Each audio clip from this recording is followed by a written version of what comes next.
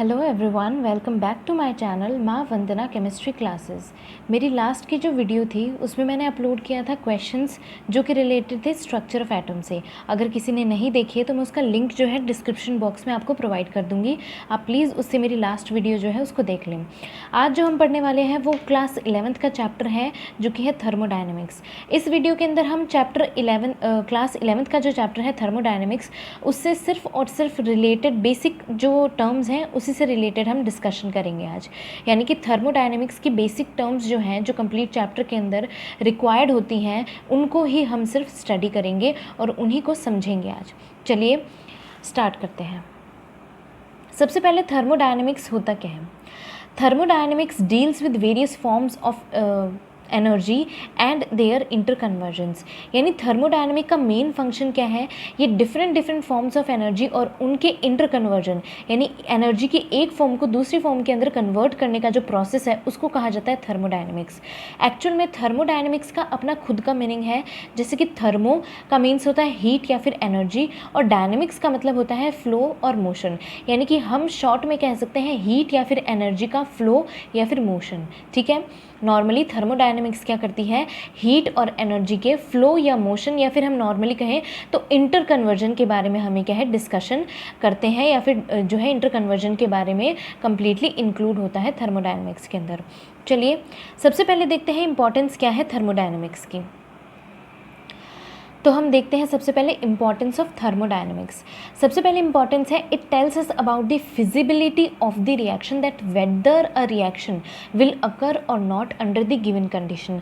इसका मतलब है थर्मोडायनेमिक्स हमें सिर्फ क्या करती है, उस रिएक्शन की फिजिबिलिटी के बारे में बताती है, यानी कि वो रिएक्शन होगी कि नहीं होगी। जो भी हमने रिक्वायर्ड कंडीशंस उसको दी है, यानी कि टेम्परेचर हो, प्रेशर हो, वॉल्यूम हो, जो भी हो, जिससे भी रिलेटेड जो भी कंडीशंस हैं, उसके अंदर, उस कंडीशन के अंदर वो रिएक्शन होगी कि नहीं होगी, हमें इसके बारे में थर्मोडायनेमिक्स बताती है। सेकेंड इंपॉर्टेंस है, it deals with various forms of energy, यानी जो एनर्जी की डिफरेंट फॉर्म्स हैं उसके बारे में डिस्कशन करती है थर्मोडायनेमिक्स। थर्ड है, it give us information about various thermodynamic laws.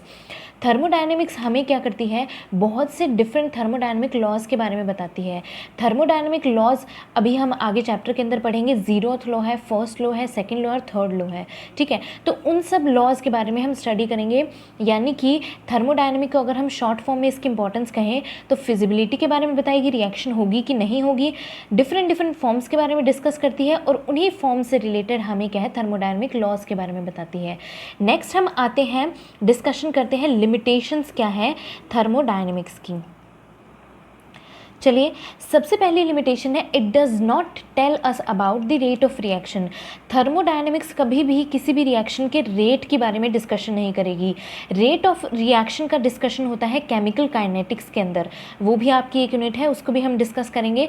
यानी किसी भी रिएक्शन के रेट के बारे में थर्मोडायनेमिक डिस्कस नहीं करेगी, वो हमें केमिकल काइनेटिक्स से पता चलता है। थर्मोडायनेमिक्स हमें क्या बताती है, उस रिएक्शन की फिजिबिलिटी, यानी वो रिएक्शन होगी कि नहीं होगी।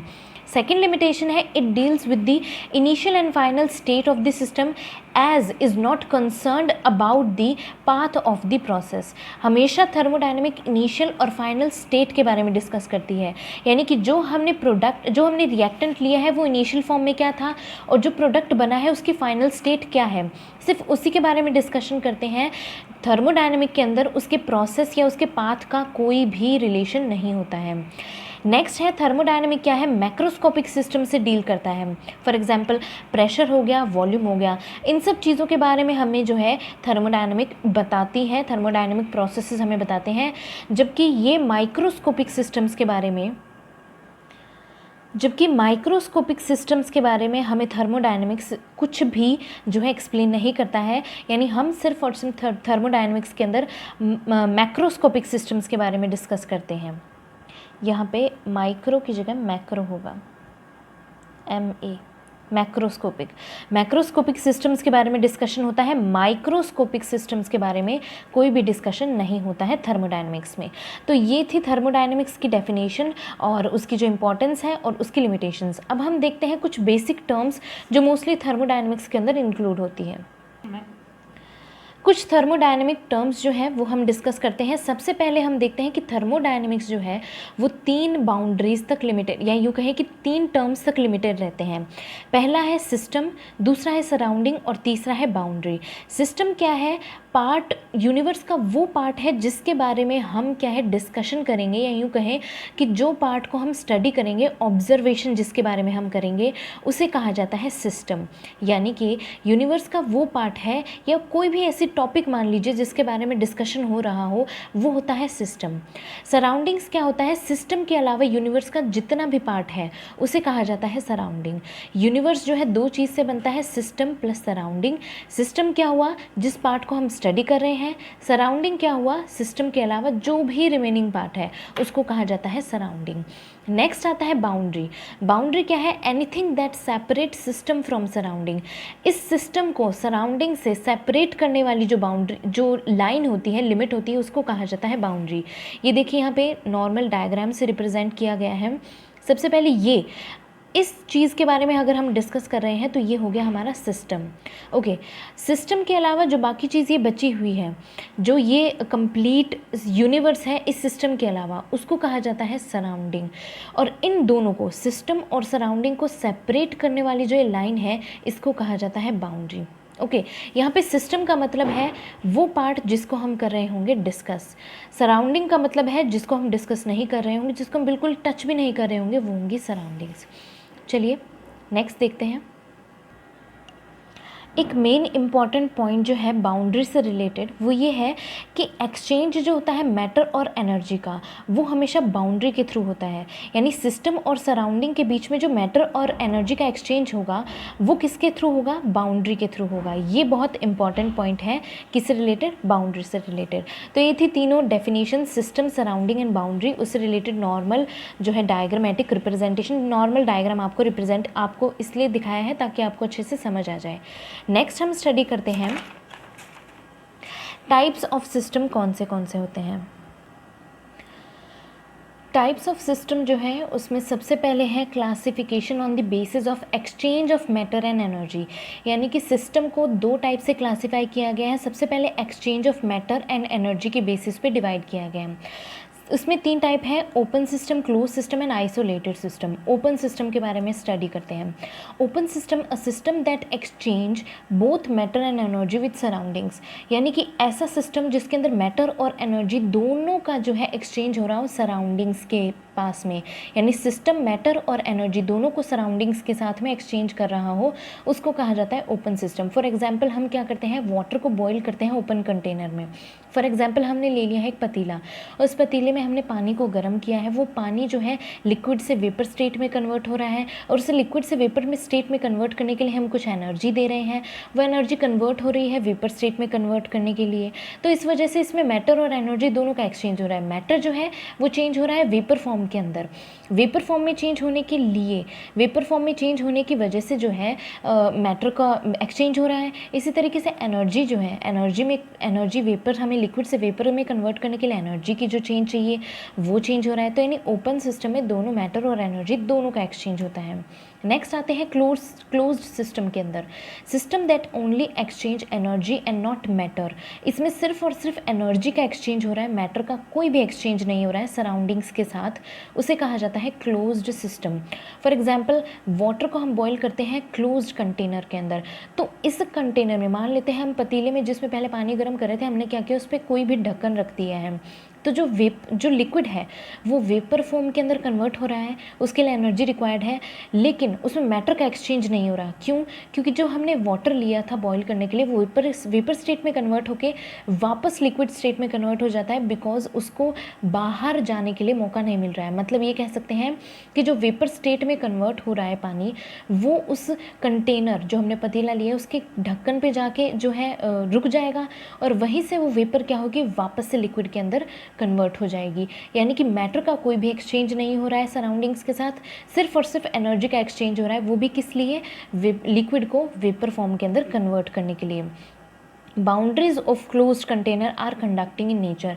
बाउंड्रीज जो होती हैं इन क्लोज कंटेनर की, वो कंडक्टिंग इन नेचर होती हैं। नेक्स्ट हम देखते हैं isolated system. Okay, isolated system क्या है? System that neither exchanges energy and NOR matter with the surrounding. यानी ये ऐसा सिस्टम है जिसके अंदर ना तो मैटर का एक्सचेंज हो रहा है और ना ही एनर्जी का एक्सचेंज हो रहा है। ऐसे सिस्टम को कहा जाता है isolated system. For example hot water in thermos flask. अगर हम थर्मस फ्लास्क के अंदर, हमारे घर पे बहुत से हम थर्मस फ्लास्क यूज़ करते हैं डिफरेंट डिफरेंट टाइप्स के, उनके अंदर, या फिर यूँ कहते हैं कि बहुत सी बॉटल्स भी ऐसी आती हैं आजकल, तो जिन बॉटल्स के अंदर अगर हमने पानी गर्म रखा है तो वो गर्म रहता है, और ठंडा रखते हैं तो ठंडा डालते हैं तो उसमें ठंडा रहता है। तो ऐसे तरीके के कुछ ऐसे थर्मस फ्लास्क भी होते हैं जिसके अंदर अगर हम जैसे मान लेते हैं कहीं बाहर ट्रैवल कर रहे हैं तो उसके अंदर हम पानी या फिर उसके अंदर हम चाय वगैरह, कॉफ़ी वगैरह डाल के रखते हैं तो बिल्कुल गर्म रहती है, बिल्कुल फ्रेश रहती है। तो ऐसे जो थर्मस फ्लास्क होते हैं उनको जो है आइसोलेटेड सिस्टम के अंदर कहा जाता है। उसके अंदर ना तो एनर्जी का और ना ही मैटर का कन्वर्जन या फिर यूँ कहें कि एक्सचेंज होता है किसके साथ? सराउंडिंग्स के साथ। नेक्स्ट देखते हैं हम classification on the basis of composition. Composition के बेसिस पे दो तरीके से सिस्टम को क्लासिफाई किया गया है, homogeneous system and heterogeneous system. ठीक है, होमोजेनस सिस्टम जो है उसके लिए होमोजेनस सिस्टम एज यूजुअली बहुत बार हम होमोजेनस सिस्टम के बारे में समझते हैं कि क्या होता है। ये सॉल्यूशन चैप्टर के अंदर इसके बारे में बहुत डिस्कशन आता है। होमोजेनस सिस्टम क्या होता है? एक तरीके का सिस्टम होता है जिसमें कंप्लीटली यूनिफॉर्म कंपोजिशन होता है। इसके आगे मैं लिख देती हूँ, यूनिफॉर्म कंपोजिशन जिसका होता है। ठीक है, यूनिफॉर्म कंपोजिशन यानी कंप्लीटली जो मिक्स हो जाते हैं, यूनिफॉर्मली एक दूसरे में मिक्स हो जाते हैं और जिसके अंदर किसी भी तरीके का हम सेपरेशन नहीं कर पाते हैं। ठीक है, एक कह सकते हैं प्योर सॉलिड लिक्विड। ठीक है, यूँ कह सकते हैं कि लिक्विड के अंदर लिक्विड, मिसिबल लिक्विड जो हो उनको कहा जाता है, यानी सिंगल फेस होता है इसके अंदर। गैस के अंदर मिसिबल गैस जो हो उसके अंदर, वो उस तरीके को होमोजेनस सिस्टम कहा जाता है। हेटेरोजेनस सिस्टम क्या होते हैं? System which has a non uniform composition, non uniform composition. ठीक है, नॉन यूनिफॉर्म कंपोजिशन का मतलब ये है जो आपस में बिल्कुल अच्छे से एक दूसरे में मिक्स नहीं होते हैं, उसे कहा जाता है non uniform composition. For example ले लेते हैं हम एक ऐसा इमिसिबल सॉलिड जिसको हमने लिक्विड के अंदर मिक्स किया हो। इमिसिबल सॉलिड के लिए हम ले सकते हैं कि स्टोन्स ले लिए हमने, स्टोन्स जो होते हैं उनको वाटर के अंदर डाला, ऑब्वियसली मिक्स नहीं होंगे। वुड अगर हम ले रहे हैं तो वो भी जो है लिक्विड के अंदर मिक्स नहीं होंगे। तो ये जो एग्जाम्पल्स होते हैं ये होते हैं होमोजेनस और हेटेरोजेनस सिस्टम के एग्जाम्पल्स। ये था नॉर्मल टर्म्स जो हमने, बेसिक टर्म्स जो है सिस्टम के लिए ली थी, जिसके बारे में हमने डिस्कस किया है कि एक्चुअली में क्या होती हैं ये टर्म्स। ओके, एंड अब हम जो देखते हैं वो है हमने क्या स्टडी किया है आज कंप्लीट हमारी वीडियो के अंदर। थर्मोडायनेमिक्स स्टडी किया है, थर्मोडायनेमिक्स की इंपॉर्टेंस, लिमिटेशन स्टडी की है, कुछ टर्म स्टडी की है सिस्टम सराउंडिंग बाउंड्रीज से रिलेटेड, और जो है हमने क्लासिफिकेशन देखा है किसका? सिस्टम का, सिस्टम से रिलेटेड क्लासिफिकेशन देखा है।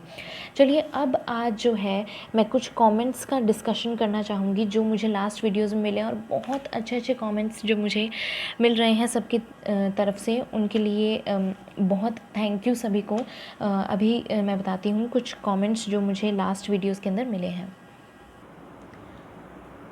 सबसे पहले थैंक उन सबको जिन्होंने मेरी 1K वाली वीडियो पे जो है मुझे कंग्रेचुलेट किया है, और जिन्होंने मुझे उसके लिए जो है कंग्रेचुलेशंस के कमेंट्स भेजे हैं। शिवानी सिंह ने कहा है congratulations ma'am, thank you so much Shivani.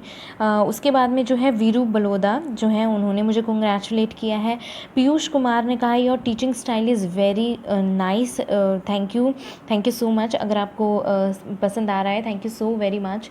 Next है दिलप्रीत सिंह, उन्होंने कहा है congratulations ma'am, thank you. Vivek Gupta ने कहा है कॉन्ग्रेचुलेशंस, उसके लिए thank you so much. Veer Sen ने कहा है ma'am your teaching style is fabulous, thank you so much Veer Sen. Lipakshi Soni ने कहा है nice, thank you so very much. आप लोगों का बहुत सपोर्ट मुझे मिल रहा है, उसी वजह से जो है 1K सब्सक्राइबर्स कंप्लीट हुए हैं। और लास्ट जो है मेरी क्वेश्चन एंड आंसर की जो थर्मोडायनेमिक्स की जो वीडियो थी उस पर भी मुझे बहुत जो है कमेंट्स मिले हैं, और ये बहुत अच्छी चीज़ है कि सबको समझ आ रहा है, तो उसके लिए I am very happy with it. तो thank you so very much. और प्लीज़ मुझे इसी तरीके से कमेंट करते रहिए और मुझे बताते रहिए कि आपको मेरी वीडियोस पसंद आ रही हैं कि नहीं आ रही हैं। ये 1K सब्सक्राइबर वाला जो है ये मुझे फिर से दिखाना था, बिकॉज़ मेरा काफ़ी मन था, मुझे काफ़ी अच्छा लग रहा है ये 1K सब्सक्राइबर का जो कंप्लीट पेज जो है बनाया गया है ये। And I am very happy कि 1K सब्सक्राइबर ऑलमोस्ट कंप्लीट हो गए हैं फाइनली।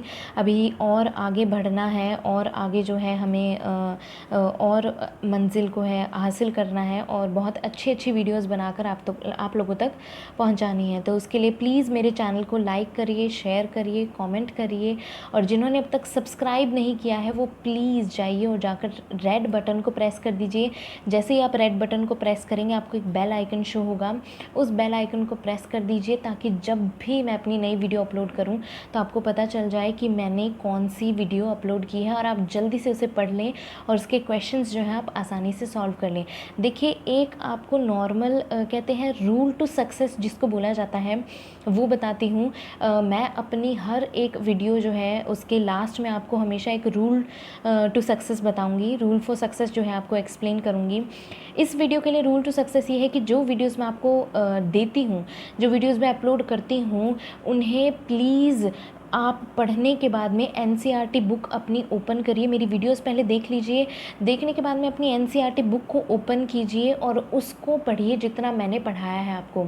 देखिए, NCERT की बुक से यूँ कह सकते हैं NCERT की बुक से जो है मैटर है वो तो होता ही है, और उसके अलावा जो नीट के स्टूडेंट हैं उनको काफ़ी अच्छी हेल्प मिल जाती है। तो उसके लिए मैं कुछ एक्स्ट्रा नोट्स ही बताती हूँ आपको, तो इसके लिए आपको उसमें हेल्प हो जाती है।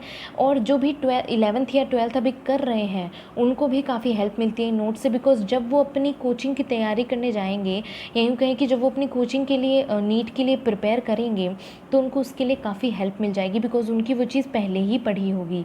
तो रूल टू सक्सेस ये है कि जब भी मैं अपनी वीडियो अपलोड कर रही हूँ, वीडियो को देखिए अच्छे से, गो थ्रू हो जाइए उस वीडियो के लिए, और उसके बाद में अपनी NCERT की बुक निकालिए और उसको जितना मैंने पढ़ाया है उसको उतना पढ़ लीजिए। अगर उस टॉपिक के अंदर क्वेश्चंस हैं तो उन क्वेश्चंस को भी सॉल्व करिए, और मैं जब नेक्स्ट वीडियो अपलोड करती हूँ तो फिर इसी तरीके से कंप्लीट अपना प्रोसेस कंटिन्यू रखिए। Video then NCERT, video then NCERT। आपको सच बता रही हूँ, 1 मंथ के अंदर अपने अंदर खुद की प्रोग्रेस जो है दिखने लगेगी। ये सिर्फ केमिस्ट्री के लिए नहीं, हर एक सब्जेक्ट के लिए बिल्कुल ऐसा ही कीजिए। 1 मंथ के अंदर आपको यूँ फील होगा कि हम इस सब्जेक्ट के अंदर प्रोग्रेस कर रहे हैं, हमारे मार्क्स इंक्रीज़ हो रहे हैं, और आप मुझे खुद कमेंट करके कहेंगे मैम आपका रूल फॉर सक्सेस जो था वो हमारे लिए काम कर गया है। ट्रस्ट मी, ये बहुत ज़्यादा ज़रूरी है। ठीक है, जैसे कि मैं हमेशा कहती हूँ, केमिस्ट्री बिल्कुल भी हार्ड सब्जेक्ट नहीं है, ज़रूरत है इसे अपनी नॉर्मल लाइफ से को रिलेट करने की और मज़े से पढ़ने की। तो मेरी वीडियो को लाइक करिए, शेयर करिए, कॉमेंट और सब्सक्राइब टू माई चैनल। मिलते हैं नेक्स्ट वीडियो में। Till then take care, bye bye.